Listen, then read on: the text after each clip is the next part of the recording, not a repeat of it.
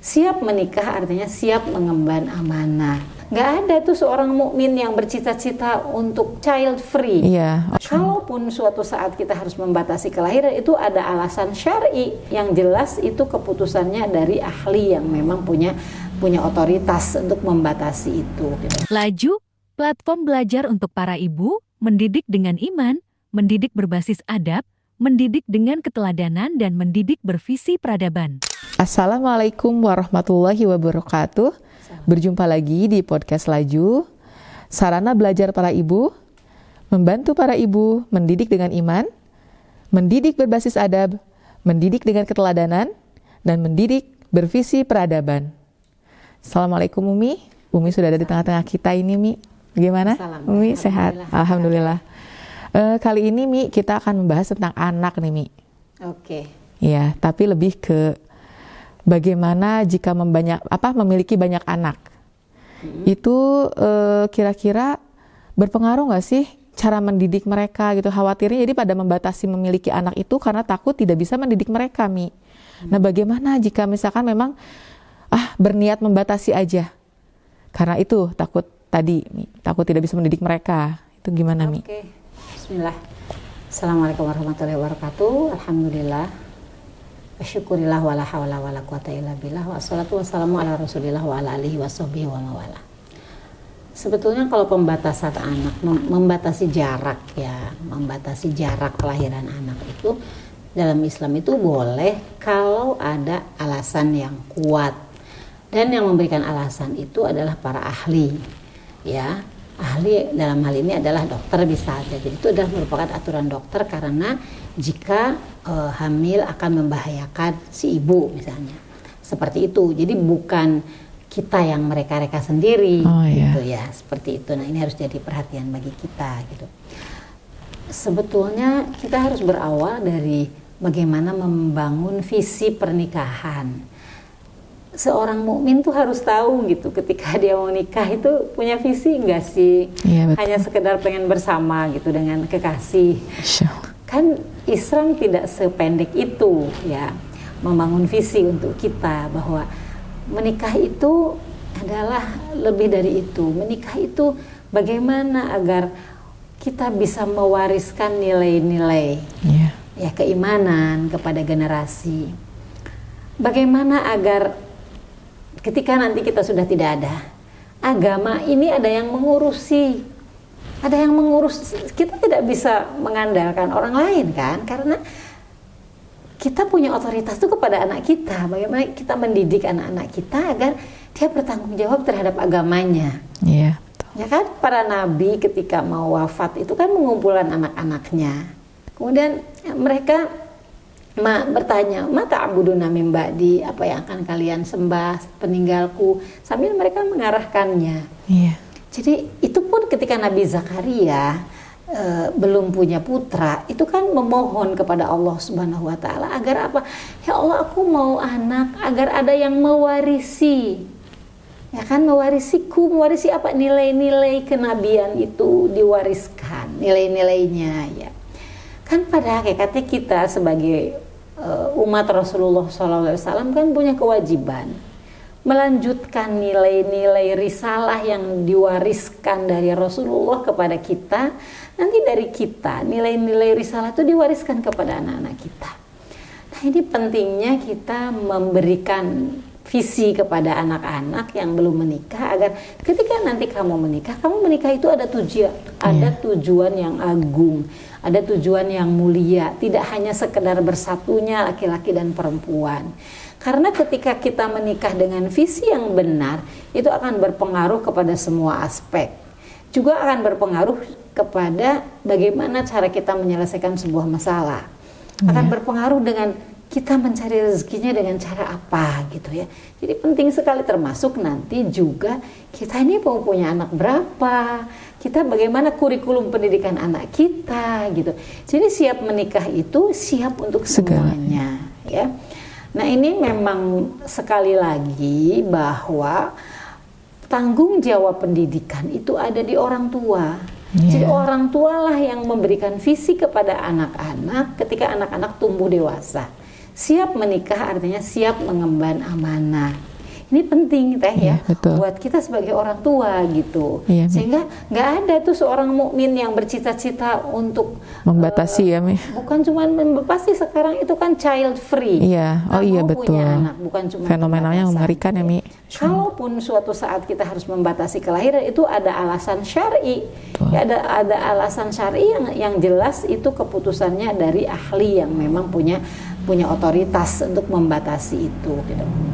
Ya. Ada teman dekat Umi itu bahkan ya baru 2 bulan melahirkan ya, sudah bilang kapan lagi nih kita anak berikutnya. Gitu kan. Masya Allah ya. Ya kan berarti itu tergantung dari visi keluarga, padahal anaknya bukan 1 bukan 2 ya, itu sudah berapa 7 apa 8 gitu ya, sudah merencanakan anak berikutnya gitu dari baru 2 bulan dari kelahiran putranya gitu. Jadi sebetulnya kan bukan tergantung dari tergantung dari visinya gitu. Nanti visi itulah yang akan menjadikan kita kuat gitu, dari visi hidup kita ya. Visi pernikahan itu menjadikan kita menjadi kuat. Sebetulnya kan tadi mengapa pendidikan menjadi beban ya, itu pun kembali kepada kita. Kita juga harus tahu konsep pendidikan dalam Islam itu seperti apa, mengapa kok jadi beban gitu ya. Nah ini juga kembali kepada kita.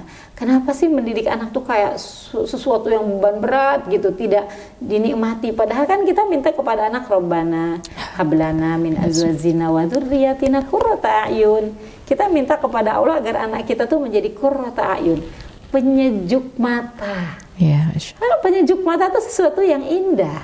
Jadi kalau dia menyejukkan mata kita, semakin banyak yang menyejukkan mata kita, semakin indah kehidupan kita, semakin dinamis kehidupan kita gitu. Nah ini ya nggak bisa dipungkiri ya bahwa pendidikan sekuler itu ya memang berhitungnya selalu material ya gitu, tapi tidak jauh ke depan. Pendidikan sekuler tidak berbicara tentang surga, tentang neraka gitu kan. Tapi dalam berkeluarga kita sebagai seorang mukmin harus begitu. Karena yang memotivasi kita untuk punya banyak anak, punya aset gitu kan. Aset dunia akhirat anak bagi seorang mukmin kan gitu. Itu jadi memang punya visi itu menjadi penting ya Teh. Iya, betul. Tadi seperti itu ya. Jadi kembali kepada visi pernikahannya seperti apa. Iya, jika misalkan didapatkan kayak seperti ini, Mi, lingkungan kita atau mungkin yang kita kenal beranggapan bahwa anak itu memang jadi beban karena mungkin tidak mengetahui dari awal ya, anak itu kan beban gitu. Nah itu menyikapinya atau memberikan nasihat pada orang yang menganggap bahwa anak itu beban itu seperti apa, Mi ya? Baiknya gitu, memberikan saran. Mungkin ini ya, sekarang itu kan fenomena orang merasa ya dia udah aware dengan kesehatan mental gitu ya, sehingga nanti kalau saya anaknya banyak nanti saya kena mental gitu ya. Iya betul, Mi. Ya itu tadi visi itu kan memang akan yang mendrive kehidupan kita ya gitu. Ketika padahal kita berdoa kepada Allah minta qurrata ayun, minta yang penyejuk mata. Tapi di sisi lain kita menganggap bahwa dia bukan penyejuk mata tapi dia beban buat saya gitu. Berarti kan tidak, ya itu visi hidupnya tuh tidak jelas gitu ya. Kalau kita menganggap itu beban, tapi sebetulnya kan ketika kita bisa menikmati, kan sebetulnya kalau kita berbicara tentang tips ya kesehatan mental ya, kita bicara tentang kesehatan mental, kan orang yang sehat secara mental itu orang yang siap sebetulnya menerima kehidupan sesuai dengan fasenya. Sekarang fase kita lagi apa? Fase kita ini memang fase produktif, yang kita akan punya anak. Boleh ada pengaturan, itu boleh, selama pengaturan itu masih dikawal dengan nilai-nilai syar'i gitu ya. Nah, tetapi menganggap bahwa anak itu beban, berarti kita juga dulu beban orang tua ya, Mi. Gitu. Sebetulnya ketika kita menganggap punya anak itu beban, kita berarti punya kewajiban yang berlipat-lipat dong untuk berterima kasih kepada orang tua. Jadi dia juga kan dulunya menjadi anak gitu ya. Ini juga bisa jadi disebabkan karena latar belakang keluarga ya, yang menganggap bahwa mendidik anak itu beban gitu. Atau mungkin dia sering mendengar keluhan-keluhan bahwa aduh repot banget, aduh anak saya nakal, aduh. Nah ini mukanya belum belajar. Iya.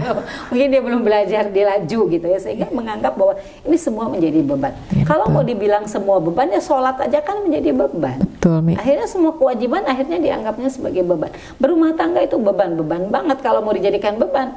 Kayak kita mengurusi anak orang ya, suami kita kan anak orang. Jadi konsep ibadahnya di mana? Kan wa ma khalaqtul jinna wal insa illa liya'budun. Aku tidak menciptakan jin dan manusia kecuali untuk Ibadah. Jadi kita hidup di dunia ini adalah konsepnya harus ibadah. Coba kalau kita lihat ibadah ya, sholat tahajud. Kenapa kita mau bangun sepertiga malam dalam kondisi dingin, kita harus berwudu. Padahal kita lagi tidurnya kita harus berwudu. Kenapa kita mau kita sholat malam?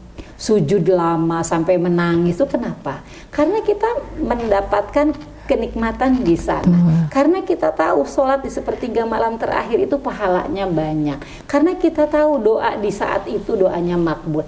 Nah berarti ini tuh yang perlu diperbaikinya. Iya, ya, Mi. Tentang visi kehidupannya, tentang konsep berkeluarga, konsep tentang anak itu harus diperbaiki dulu gitu ya. Ini sehingga kita tidak melihat bahwa mendidik anak tuh beban banget sih gitu. Iya, berarti harus sering diajak ya, Mei, ya, ke podcastnya Laju biar sambil menyimak ibu-ibu. Ya sekarang banyak sih sebenarnya Iya. pelajaran tuh banyak di mana-mana. Iya betul. Jadi harus memilah juga mungkin ya, karena memang mungkin tontonan juga pengaruh ya, Mi, ya, ke apa pemikiran ibu-ibu terus muda kembali itu lagi lah ya. Kalau kita bicara tentang sosial media, siapa yang kita tonton, siapa yang kita dengar itu berpengaruh juga dengan Iya betul, pola visi-misi pikir kita, ya. gitu. Berikutnya, Mi, nih kita pengen nasihat dari Umi nih. Bagaimana sih, Mi, supaya bisa membersamai anak-anak kita dengan ikhlas, Mi? Ya. Kembali ke niat kita nikah ya. Makanya kan kita perlu ilmu dulu sebelum menikah.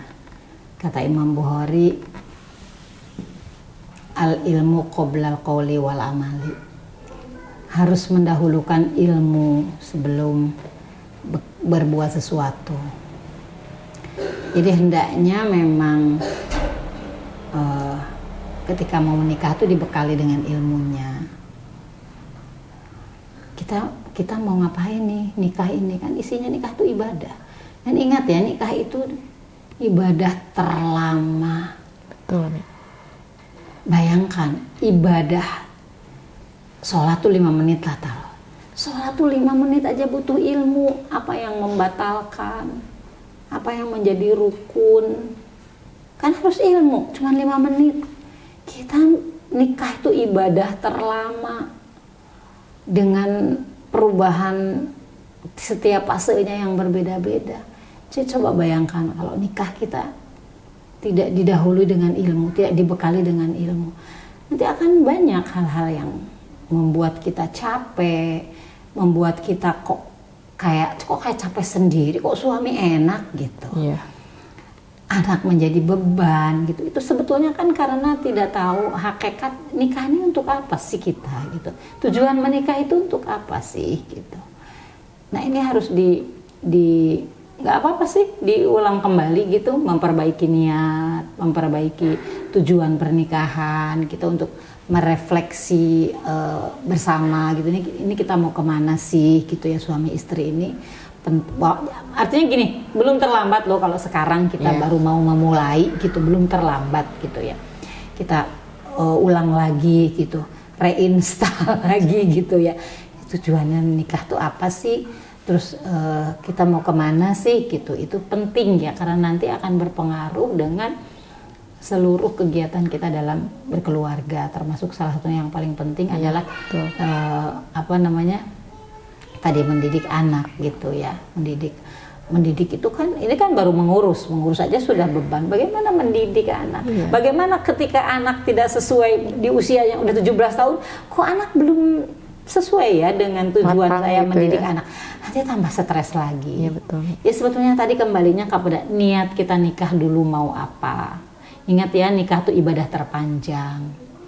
Lalu selain niat nikah itu juga ilmunya. Betul. Itu diilmui bagaimana posisi suami di mana, posisi istri di mana, mendidik anak tuh harusnya bagaimana, kurikulumnya seperti apa gitu. Semua harus dengan ilmu. Apalagi hari ini dengan perubahan sosial yang begitu dahsyat ya.